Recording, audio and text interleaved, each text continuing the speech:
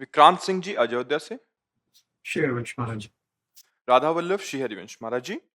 महाराज श्री, ध्यान योग क्रिया के माध्यम से होने वाली भगवत अनुभूति, स्वप्न में होने वाली भगवत अनुभूति तथा भगवत साक्षात्कार अनुभव, इनमें क्या अंतर है? बहुत अंतर है।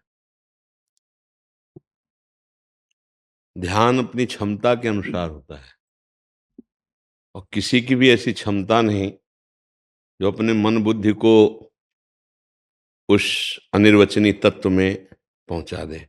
राम अतर्क बुद्धिमन बानी, मत हमारे यह सुनो भवानी। ये परम बोध संपन्न भगवान शिव कह रहे हैं। मन बुद्धि की पहुंच से परे, क्योंकि प्राकृतिक है और वो चिदानंद है। तो हम ध्यान में चिदानंद की भावना करते हैं। जब वो कृपा करते हैं तो हमारे ध्यान में उतरते हैं, उनका अवतरण होता है। वो अपनी महिमा से हमारे मन बुद्धि में आते हैं। अब कितना हमारा मन बुद्धि निर्मल है उतना अनुभव कर पाएगा। ये हुआ ध्यान का विषय।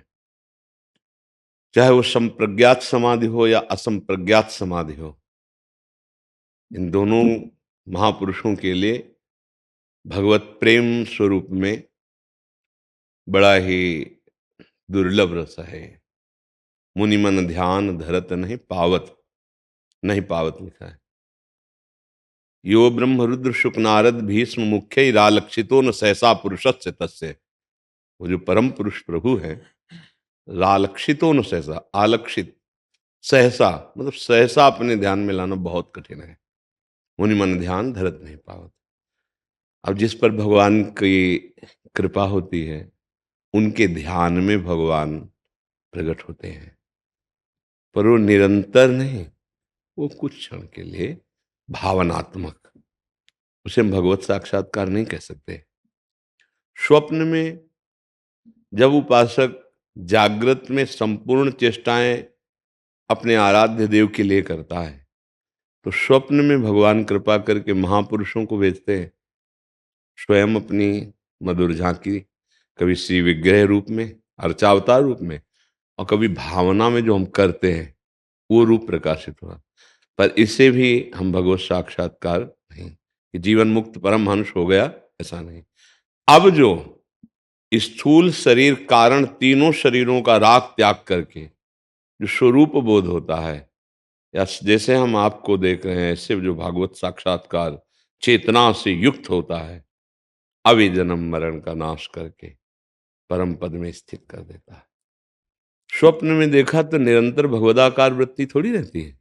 देखो ना, आप ध्यान में देखा तो निरंतर भगवदाकार वृत्ति थोड़ी रहती है।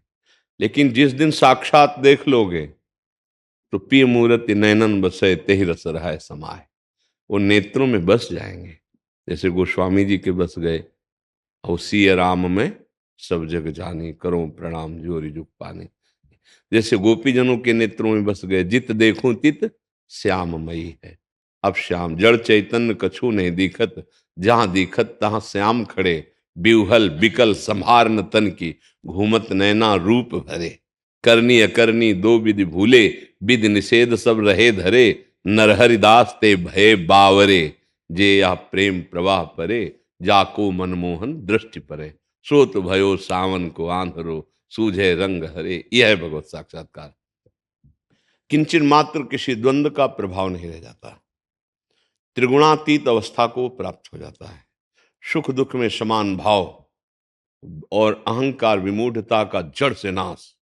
अब वो मम दर्शन फल परम अनुपा, जीव पाव निज ये स्वरूप सहज स्वरूपा, और अपने स्वरूपानंद में भगवदानंद। अब ये बात बनी जा करके, ये प्रलोभन के लिए स्वप्न आदि में, ध्यान आदि में भगवान आकर्षण करते हैं, पर इन सब का विश्राम होगा भगवत साक्षात्कार में।